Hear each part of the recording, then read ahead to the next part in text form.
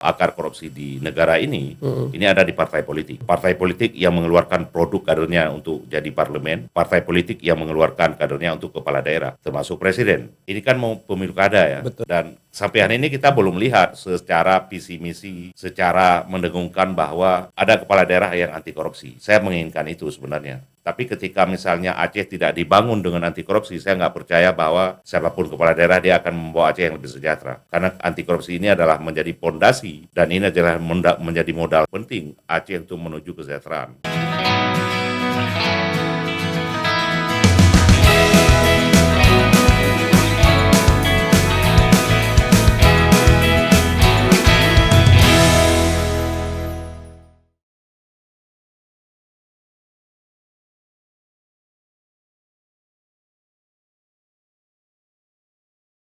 Assalamualaikum warahmatullahi wabarakatuh.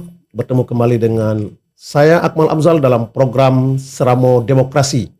Melalui studio DAO Podcast, kami mengundang seorang narasumber yang cukup berkompeten untuk membahas Aceh dalam dinamika masa ke masa. Hari ini kita angkat tema korupsi berjamaah di negeri syariah. Benarkah ada korupsi itu dan benarkah korupsi itu berjamaah? Kita sapa narasumber tunggal kita, Abu Alfian. Assalamualaikum Bang Alfian. Waalaikumsalam warahmatullahi wabarakatuh. Bang Alfian adalah koordinator Masyarakat Transparansi Aceh yang konsisten terhadap penekanan terhadap korupsi yang terjadi di Aceh.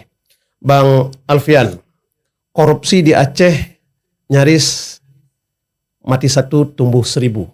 Seakan-akan Aceh menjadi ladang yang cukup nikmat. Apa yang ditemukan oleh mata terhadap dinamika korupsi di Aceh? Iya, terima kasih. Yang pertama, mungkin kami akan coba review ya. Jadi per tahun itu kita selalu, tiap tahun ya, kita selalu melakukan monitoring peradilan namanya. Jadi kasus-kasus tindak pidana korupsi di Aceh yang itu statusnya tersangka. Yang kedua, sudah ada audit kerugian keuangan negaranya. Jadi kita hitung rata-rata itu per tahun yang biasanya di akhir Desember kita rilis ke publik. Itu rata-rata hampir 650 sampai 700 miliar. Itu statusnya yang memang sudah ada kerugian keuangan negara, sama statusnya tersangka. Dan itu kita tidak menghitung pada posisi yang dalam proses lidik, belum dalam proses menghitung kerugian keuangan negara. Nah, artinya korupsi memang itu secara masif sudah terjadi ya. Kalau kita lihat mulai dari level apalagi ini kita tahu hari ini juga kampung ya, desa juga mengelola anggaran negara. Jadi masif, jadi mulai dari atas sampai ke bawah. Jadi problem ini sebenarnya problem sosial yang memang sangat akut dan ini sebenarnya butuh perhatian semua pihak untuk memikirkan ini. Kendati masif, apakah temuan mata yang konsisten dalam advokasi bagaimana menekan korupsi itu terjadi? Adakah berakhir ke pengadilan dengan punishment-nya penjara? Ya, kalau dalam kasus-kasus yang kita laporkan itu sebenarnya banyak kasus-kasus yang memang sudah ada putusan ingkrah ya. Nah, akan tetapi satu sisi kita sebenarnya juga sangat malu ya. Aceh ada beberapa kepala daerah yang tersangkut kasus tindak pidana korupsi. Dan satu sisi Aceh juga menerapkan syariat Islam dan teman-teman di luar, orang-orang luar dari Aceh itu kan pasti menanyakan. Itu menjadi secara mentalitas kita sebenarnya sangat malu menjawab itu. Nah, walaupun kita tahu bahwa posisi tindak pidana korupsi yang dilakukan di Aceh hari ini dengan soal status Aceh, saya pikir ini dua hal yang berbeda. Kalau kami tidak akan bisa tidak melihat ini adalah dua hal berbeda ya. Karena kalau misalnya kita bandingkan pada saat Soeharto, tindak pidana korupsinya sangat besar, tapi itu tidak bisa diungkap karena pada saat itu kebebasan masyarakat sipilnya juga memang dibungkam. Tapi pada posisi sekarang di era pasca reformasi, publik punya punya kebebasan, apalagi kita sekarang kita juga tahu bahwa zamannya teknologi, ya, sikit-sikit orang bisa viralkan, dan jurnalisme warga juga sudah ada di mana-mana hari ini, dan itu memudahkan sebenarnya, terutama bagi penyidik untuk mendapat informasi awal tentang peristiwa-peristiwa tindak pidana korupsi yang terjadi selama ini. Oke, dari temuan baik oleh Mata maupun oleh lembaga anti korupsi lainnya, adakah ini personal-personal yang terlibat dalam jiwa perilaku korupsi itu legislatif, eksekutif, atau siapa? Jadi kalau kita lihat dari proses yang sudah kita buat, hasil monitoring tadi, kita juga pilah itu. Jadi sektor apa yang paling banyak terjadi tindak pidana korupsi di Aceh, itu yang pertama. Nah yang kedua, kalangan siapa saja yang kena. Dari hasil yang kita dapatkan statusnya sudah tersangka, sudah ada kerugian negara. Nah itu semua sektor kena. Jadi mulai dari ASN, mulai dari pejabat, mulai dari swasta, pihak swasta itu terlibat. Nah, sektor yang paling besar terjadi tindak pidana korupsi hari ini di Aceh adalah sektor pengadaan barang dan jasa.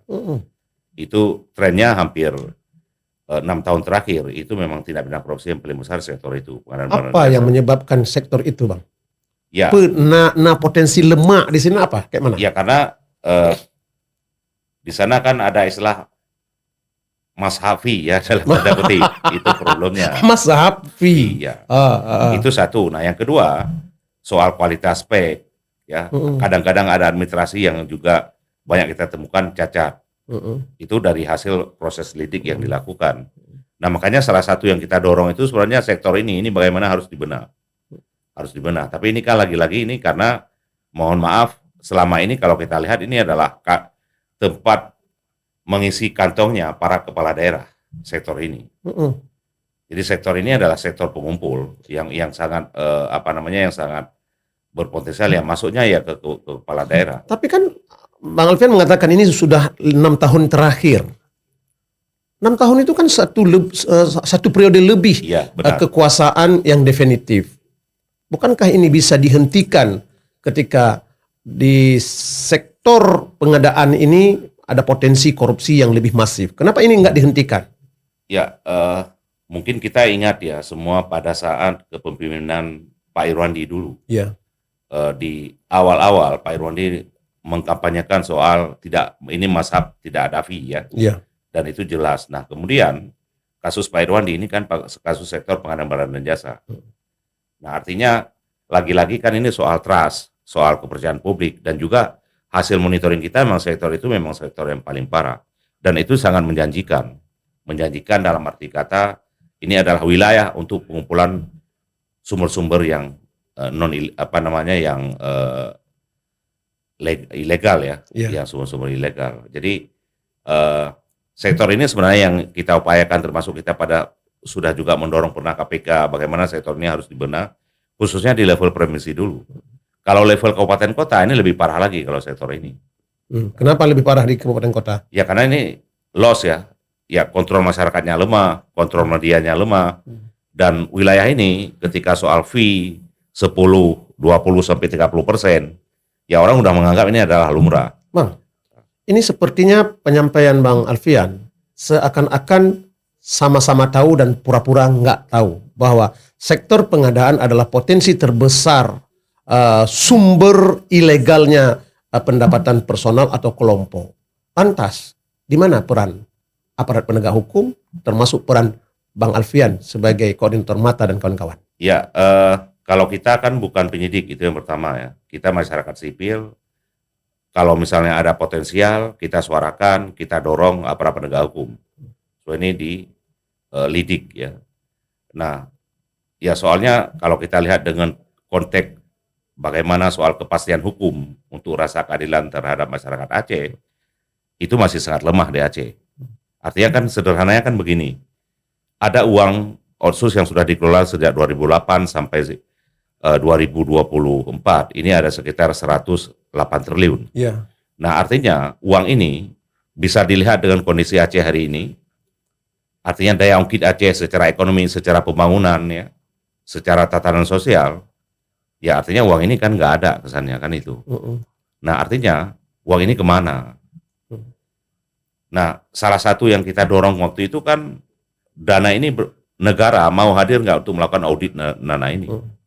Dan saya yakin banyak sekali pihak-pihak para politisi yang tersandra dengan pengelolaan uang ini. Ya, Bang Alfian, apa yang mendorong jiwa-jiwa koruptif itu? Apakah ini menyangkut dengan mentalitas kita semua? Ya, itu mentalitas. Mentalitas ini. Tapi kalau mentalitas, bukankah Aceh dalam satu sisi sebagai negeri yang tunduk kepada hukum positif, di sisi lain ada pemberlakuan syariat Islam yang mempunyai ya piranti religi kepada kita semua. Ya, yang salah satu yang mau saya sebutkan adalah kasus-kasus tidak pidana korupsi di Aceh itu sudah masuk pada wilayah keagamaan. Kan ada kasus misalnya pembangunan masjid yang pernah inkraf ya, sudah inkraf dan juga kalau tidak salah saya masih narapidananya masih ditahan sampai sekarang ya. Nah, artinya sektor keagamaan juga sudah masuk ini. Jadi ini soal mentalitas ya. Kalau kami melihat bahwa oke, ini adalah Aceh syariat Islam, tapi kerja-kerja ini tidak berbasis syariah. Ini problem kan. Nah, makanya saya bilang ini dua hal yang berbeda. Artinya saya salat ya, dan saya ikut berjamaah. Saya pikir ini para politisi kan bisa dilihat. Tapi dia korup. Ya, jadi ini soal mentalitas. Apakah itu mengolok-olok, Bang? Ya pasti, ya itu ya kalau kita lihat ya memang ya udah olok-olok. Nah, artinya kesannya bahwa apalagi misalnya orang-orang yang memang hidup dengan keenakan dalam dengan money wilayah ini memang udah secara mentalitas memang udah siap. Apakah mungkin, Bang Alfian, karena nikmatnya sumber pendapatan yang ilegal itu hingga ketakutan dia kepada penjara dan kepada dosa itu ternafikan karena miliaran uang yang mereka dapat? Ya, ini kan soal kenapa orang melakukan korupsi kan itu pertama. Ini kan ada soal gaya hidup di sana. Gaya hidup. Ya, kalau ketika saya butuh gaya hidup, sementara saya pendapatannya nggak jelas, ya artinya cukup-cukup ya. Tapi itu kan pasti harus mencari sumber-sumber ilegal. Bisa dilihat misalnya orang-orang pelaku tindak pidana korupsi di negeri ini hari ini. Mereka kan pasti punya fasilitas yang lengkap ya. Ini kan soal gaya hidup. Nah, itu faktornya. Nah, yang kedua, ketika dia memiliki uang secara sosial, dia diakui untuk ada pengakuan secara sosial bahwa dia memang diakui secara sosial karena dia punya uang. Nah, artinya uang banyak sehingga untuk memiliki uang itu dia harus melakukan ya cara-cara yang memang ya cara-cara ilegal. Nah, yang ketiga faktornya adalah untuk pingin dihormati. Ya, pingin dihormati. Jadi problem-problem ini sebenarnya yang akarnya memang bicara dari sisi mentalitas ya. Jadi 3 faktor ini yang kita lihat hari ini kenapa orang ya bisa kita bilang ya sudah berlomba-lomba ya, berlomba-lomba untuk melakukan pengumpulan untuk sumber-sumber anggaran yang ilegal. Oke. Ketika kita melihat Aceh dari tahun ke tahun semakin mengandalkan APBA atau anggaran daerah, tapi nilai yang sampai ke masyarakat semakin minim. Berarti menunjukkan ada tikus-tikus yang menggerogoti anggaran itu di tengah jalan. Apakah ini terus dibiarkan, Abu?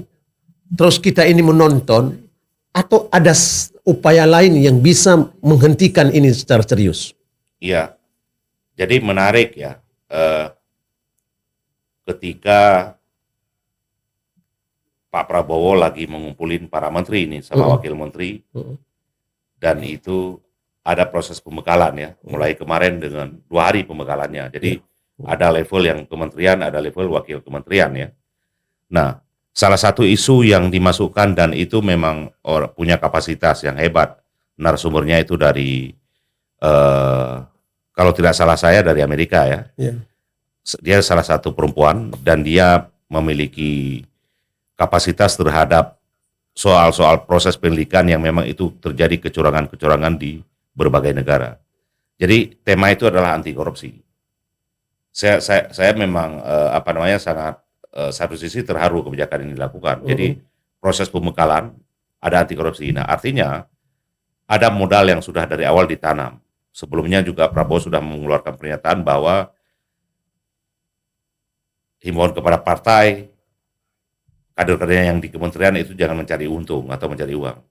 Nah, itu salah satu upaya pencegahan ya. Udah itu satu sisi upaya untuk bagaimana menanamkan secara mental bahwa bagaimana bahaya anti korupsi. Walaupun kita tahu bahwa para profesor, para doktor yang posisi di kementerian ini lebih paham mereka daripada kita. Nah, begitu juga di Aceh ya. Ini kan mau pemilu kada ya. Betul. Dan sampai hari ini kita belum lihat secara visi misi, secara mendengungkan bahwa ada kepala daerah yang anti korupsi. Saya menginginkan itu sebenarnya. Tapi ketika misalnya Aceh tidak dibangun dengan anti korupsi, saya nggak percaya bahwa siapapun kepala daerah dia akan membawa Aceh yang lebih sejahtera. Karena anti korupsi ini adalah menjadi pondasi dan ini adalah menjadi modal penting Aceh untuk menuju kesejahteraan. Betul, Bang Alfian. Bukankah kos yang dikeluarkan oleh para calon, baik legislatif maupun eksekutif itu mengeluarkan angka-angka yang cukup besar? Nah, tentu kos ini kan sama dengan kita berbisnis, investasi kita berapa keluar, keuntungan berapa yang harus kita dapat. Ya makanya kalau kita kan dari awal sudah melihat bahwa akar korupsi di negara ini ada di partai politik. Partai politik yang mengeluarkan produk kadernya untuk jadi parlemen, partai politik yang mengeluarkan kadernya untuk kepala daerah, termasuk presiden. Nah artinya ada proses pemenahan di partai politik seharusnya yang dibangun dan saya juga yakin publik juga bisa melihat bagaimana dorongan seluruh elemen ada level untuk mendorong adanya lahir sebuah kebijakan. Misalnya, bagaimana soal pendanaan partai politik ini. Karena negara-negara maju, negara sudah membiayai itu adalah partai. Nah, sampai hari ini kan pada periode Bapak Jokowi kan nggak ada respon soal ini. Saya pikir suara publik sangat kencang soal ini pada saat itu, termasuk beberapa anggota DPR RI juga menyuarakan ini. Jadi partai ini harus ini salah satu bagaimana untuk merubah tata kelola. Karena kan problemnya kan di sana semua nih. Jadi begitu juga ketika misalnya pertanyaannya bagaimana Aceh begini-begini terus kan itu. Nah, artinya kalau tidak ada upaya apapun yang mau dilakukan ya pasti kita akan tidak bisa keluar dalam jurang yang dalam ini. Nah, Bang, kalau merujuk kita kepada ketentuan nasional, tentu langgam Jakarta atau langgam pusat itu akan menurun ke daerah. Tapi kan tanyanya kan Nanggro Acehnya kan syariat Islam. Iya. Kiban pun ketika orang melihat ada karakteristik yang idealnya itu ditampilkan beda, baik dalam dinamika politik pilkada maupun pileg. Tapi nyatanya di lapangan, kos yang dikeluarkan oleh para calon itu betul-betul menggila dan merugikan semua pihak. Bagaimana Bang Alfian meyakini bahwa suatu saat Aceh ini akan bisa keluar dari zona korupsi tersebut? Ya, yang pertama kita tahu ya soal apakah itu dalam pemilu baru saja kita selesaikan, kita hadapi sama-sama, ini mau menghadapi pemilu kada di Aceh. Ya soal yang paling nyata itu kan terjadi money politik misalnya. Itu kita tidak bicara soal misalnya saya mau calon, berapa mahar yang harus saya keluarkan. Istilahnya kan mahar nih untuk menggait partai-partai politik misalnya untuk supaya ada dukungan. Jadi kan ini kan nggak ada yang gratis. Dan publik percaya bahwa itu bukan ini wilayah gratis. Nah artinya bagaimana orang-orang yang memiliki visi misi Aceh, ya saya percaya di Aceh ini banyak orang yang masih memiliki visi misi Aceh, bukan hanya mengucapkan. Karena kan satu sisi juga banyak sekarang orang-orang yang memang suka cawe-cawe, ya targetnya pingin memperjuangkan dekat dengan kekuasaan, udah itu dia punya akses dan dia bisa hidup dengan keluarganya secara kemewahan. Sederhananya kan begitu. Yeah. Tapi bicara soal visi misi, saya masih percaya ada tokoh-tokoh yang hari ini punya visi misi, ada secara visi Aceh ya untuk membangun Aceh, ada anak-anak muda yang kita juga tahu bahwa punya semangat tinggi. Nah, ini bagaimana untuk mengkonsolidasi ini untuk menyuarakan Aceh yang lebih baik. Betul. Nah, karena satu sisi kan kita tahu bahwa ya posisi Aceh hari ini secara fiskal bukan kurang, tapi terjadi kekacauan fiskal di Aceh. Jadi mulai dari provinsi sampai ke 23 kabupaten kota. Nah, artinya kepala-kepala daerah yang hasil dari produk pemilu kada nanti, ini kan pasti harus ya apa namanya, harus mikir lebih ya, Lebih kuat, lebih kuat. Dan tidak hanya semata-mata kita berharap bahwa pusat akan membantu semua, itu tidak. Tapi bagaimana membangun upaya-upaya sektor-sektor pendapatan kita yang lebih hebat.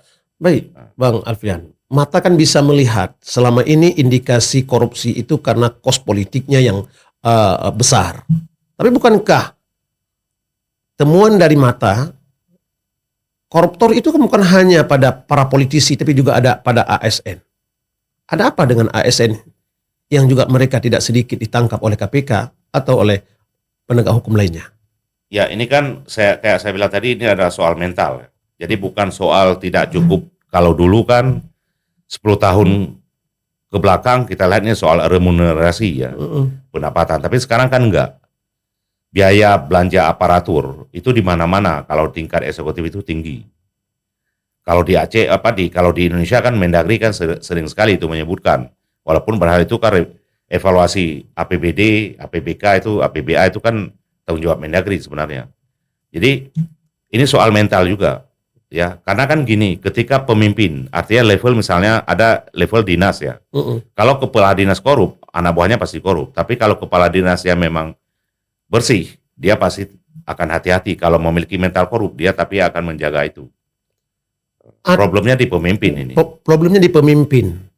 Atau jangan-jangan rasa ketakutan kepada punishment itu yang rendah, sehingga semangat korup itu tidak selalu didorong oleh karakteristik, tapi ini kesempatan, mumpung lagi ada waktu. Ya, karena kayak kalau kita lihat kan pertama soal mental ya, yang kedua soal yang saya bilang tadi ada 3 hal, soal gaya hidup, perlu pengakuan dari secara sosial, perlu dihormati. Ini kan butuh kos sekarang dengan kondisi sudah sekarang. Iya, iya. Itu menjadi problem sekarang. Jadi ketika dia mentalnya memang ingin misalnya hidup apa adanya, sederhana dari awal, karena ini soal mental kan nggak bisa dibuat-buat ini. Betul. Ya. Nggak bisa di apa istilahnya, kalau orang Aceh nggak bisa didire ya. Iya.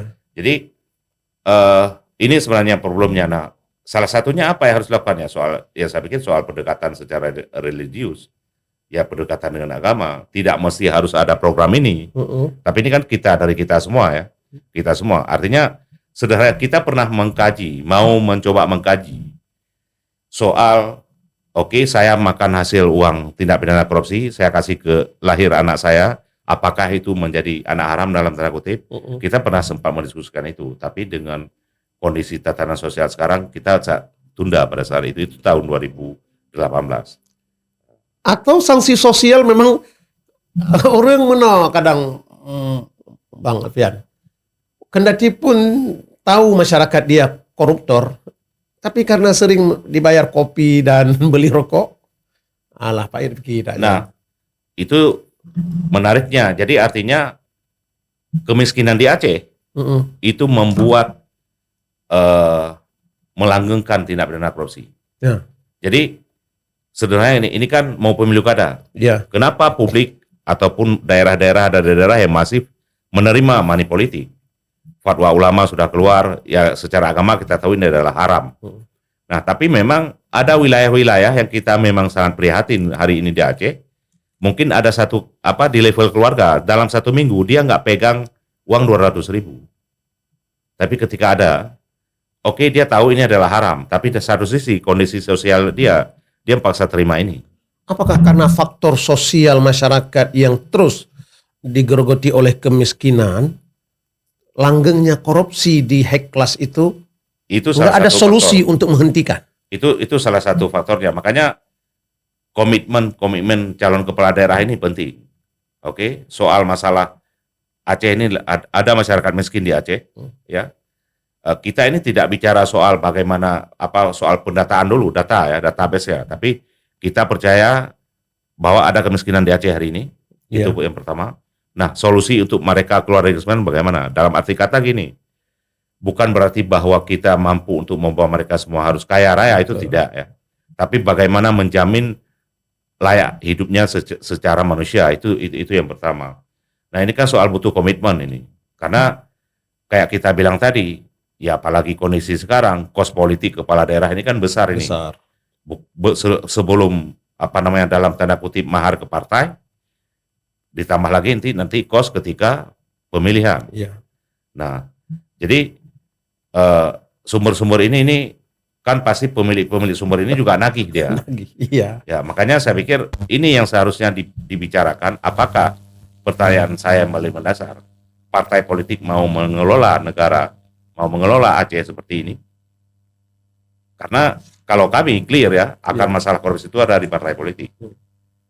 Oke, Bang Alfian. Ketika kita berharap masyarakat bisa sejahtera, tapi korupsi belum bisa dihentikan, terus kos politik atau harga demokrasi juga mengeluarkan angka yang cukup fantastis. Tentu rasionalitasnya adalah beresiko pada jabatan mereka yang harus mereka tilip ya, sumber-sumber pengganti kerugian.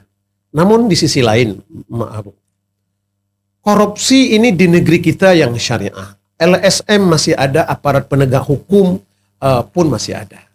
Tapi langgengnya korupsi di negeri ini seakan-akan semua orang sedang menikmati, termasuk mungkin juga mata menikmati bahwa dengan adanya korupsi ini eksistensi lembaga anti korupsi pun semakin berperan. Adakah pemikiran seperti itu? Jadi satu sisi kan bicara soal tindak pidana korupsi ini soal penegakan hukum ya. Iya. Jadi penegakan hukum sebenarnya ini harus clear. Sekarang apa yang saya sebutkan tadi memang kondisinya lemah ya. Jadi ya kesannya pilih-pilih kasus kalau kita bilang. Nah, udah itu ketika ada kasus ini lama sekali prosesnya. Kayak di awal juga saya sampaikan tadi, ketika misalnya ada kepala daerah, ada legislatif, ini kan isunya pasti keluar. Jadi teman-teman di luar kami itu ketika menanyakan, Aceh daerah syariah Islam kok masih terjadi korupsi, kita malu, jujur saja. Malu soal ini kan soal mental juga kita. Jadi dan di level di Aceh juga beberapa anak-anak muda sekarang juga nanya, kenapa Bang? Kita daerah syariah Islam tapi korupsi. Nah, kalau versi kita melihat ini adalah dua hal yang berbeda. Oke, ada syariah Islam, tapi soal sisi tindak pidana perilaku korupsi ini juga masih terus terjadi. Nah, makanya ya peran kita saya pikir ini semua anak Aceh, anak bangsa Aceh harus mengambil peran untuk mencegah ini. Sekecil apapun saya pikir tidak mampu kita bicara soal wilayah terhadap pemerintahan ya, eksekutif, legislatif maupun yudikatif, tapi bagaimana untuk bicara soal lingkungan kita dulu. Berawal dari lingkungan kita sendiri, dan kita yakin bahwa kami ya sendiri yakin Aceh akan dibebaskan dari korupsi. Kendati ini perlu waktu. Ya butuh proses. Butuh proses dan waktu ya. Karena kita masih percaya bahwa masih banyak bangsa Aceh ini adalah orang-orang baik. Apa harapan mata kepada kita semua, termasuk kepada aparat penegak hukum, senantiasa korupsi yang nyaris kita katakan masif atau berjamaah itu bisa dihentikan? Ya, kalau ke aparat penegak hukum kita cuma satu ya, soal memastikan kepastian hukum. Ketika ada kasus, itu harus dipastikan kepastian hukumnya bagaimana. Nah, sehingga ini tidak menjadi konflik secara sosial. Ya mungkin kita tahu juga ya, ini mau pemilu kada, ada berapa kasus para tim ses mengangkat, ya. Ini kan potensi konflik ini. Karena dasarnya karena tidak ada kepastian hukum dari sejak awal. Sehingga ada isu kasus itu lam-lam timu dalam bahasa Acehnya. Betul. Makanya ini kan rawan secara potensi konflik. Dan seharusnya harus dari awal diselesaikan oleh aparat penegak hukum. Nah, yang kedua, kita berharap bahwa basis keagamaan di Aceh ini menjadi salah satu faktor penting untuk menyuarakan, untuk memikirkan bagaimana tatanan sosial Aceh, masyarakat Aceh ke depan. Saya pikir saya masih berharap itu, masih punya harapan ke sana. Tapi Abu kan sampaikan juga bahwa MPU sudah mengeluarkan baik dalam bentuk fatwa, tausiahnya, ulama secara personal juga personal sudah menyampaikan lewat dakwahnya ar-rashi wal murtashi finnar, kemudian dalam hal korupsi dan seterusnya. Lantas? Jadi ada fenomena secara sosial. Ini memang masanya belum, ya kalau istilah orang bilang aneka siku lah. Iya. Jadi itu. Jadi kita percaya ada masa yang akan lebih baik. Tapi ya suara-suara ini, dakwah-dakwah melalui mimbar Jumat, melalui balai-balai pengajian, saya pikir penting. Bagaimana membangun Aceh ini? Artinya gini, kita memang pada posisi usia sekarang, bagaimana mewariskan praktek-praktek baik terhadap pada generasi kita. Itu yang menjadi lebih penting, saya pikir. Baik Bang Alfian, berarti kita masih ada harapan ya. Iya. Semangat Aceh yang dibalut dengan simbol dan penerapan syariat Islam itu bukan hanya slogan saja, Ya. tapi aktualisasi di masyarakat betul-betul harus sinergik. Baik masyarakat, ulama maupun para politisi dan elit negeri ini bersinergik untuk melawan. Kendati hal ini perlu proses. Ya. Bang Alfian, ketika melihat dinamika politik keacehan, tidak pada konteks nasional, ada harapan apa Abang dengan Pilkada 2024 ini? Ya, harapan pemilu kada ini ya terpilih pemimpin ya. Tapi ya kita harapannya pemimpin yang terbaik. Itu artinya kan. Itu semua orang-orang yang bicara konteks positif ya pasti menginginkan pemilihan kepala daerah yang terbaik. Tapi ya kondisi yang saya lihat hari ini, ya Aceh dalam kondisi tidak baik-baik saja. Alasan Abang? Ya soal Aceh ini butuh pemimpin yang jujur ke depan. Aceh ini butuh pemimpin yang memang dia memang dilahirkan untuk membangun Aceh yang sebenarnya. Itu yang apa? Nah, ini yang menjadi sebenarnya keresahan yang serius bagi saya melihat bagaimana memperbaiki Aceh ke depan. Jadi ya semoga kita berharap kepada Allah bisa melindungi Aceh ini. Amin. Daripada orang-orang yang korup yang kita bilang tadi, orang-orang yang zalim. Kita tidak mau itu hadir lagi. Suara Bang Alfian, suara mata. Apakah itu suara rakyat juga? Kita tidak akan mengklaim itu ya. Tapi secara tatanan sosial kita juga tahu bahwa ada juga kalangan-kalangan bawah yang memang tidak bersuara lagi karena kita tahu bahwa Aceh pasca konflik. Jadi warga Aceh sudah sangat lelah. Dan warga Aceh sebenarnya tidak mau lagi ditipu, tidak mau lagi politisasi, tidak mau lagi dibawa ke arah yang tidak baik. Tapi ini sebenarnya butuh kondisi yang benar-benar ya pemimpin yang memang harus, yang pertama ya harus jujur. Satu sisi kita tahu bahwa untuk menjadi bupati, untuk menjadi wali kota, untuk menjadi gubernur, itu butuh kos anggaran yang sangat besar. Artinya orang jujur tidak punya anggaran, kondisi hari ini juga tidak tentu dia akan bisa memimpin, karena ya pemilih mungkin nggak akan pilih dia. Betul, karena semua diukur ngon padumna belanja. Ya, makanya ini harus bagaimana dibicarakan. Oke, partai politik juga harus bertanggung jawab soal ini. Bagaimana bicarakan soal Aceh ke depan. Jangan hanya memikirkan soal eksistensi kepartaian, eksistensi kepemimpinan, tapi bicara soal bagaimana kontribusi praktek-praktek baik yang diberikan oleh partai politik kepada Aceh ini. Baik. Bang Alfian, waktu yang membatasi pertemuan kita pada hari yang berbahagia ini, namun sebelum kita berpisah, satu statement closing menurut Abang, apa yang harus dilakukan oleh kita semua terhadap korupsi di Aceh? Ya, yang pertama kita harus memiliki mental anti korupsi dan kita harus memiliki jiwa besar optimis bahwa Aceh bebas dari korupsi. Baik, sahabat demokrasi, demikian perbincangan singkat kita dengan Bang Alfian sebagai koordinator MATA. Siapapun Anda, politisi maupun praktisi, ASN, ulama, masyarakat, dan kita semua harus jadikan korupsi itu sebagai musuh bersama. Bukan hanya kata tidak kepada korupsi, tapi sekali-sekali kita bukan hanya menolak, tapi sekali-sekali kita harus menghentikan siapapun yang punya iktikad untuk berkorupsi, apakah secara pribadi maupun berjamaah. Saya Akmal Abzal mengucapkan terima kasih. Sampai jumpa di episode berikutnya. Assalamualaikum warahmatullahi wabarakatuh. Terima kasih, Bang Alfian.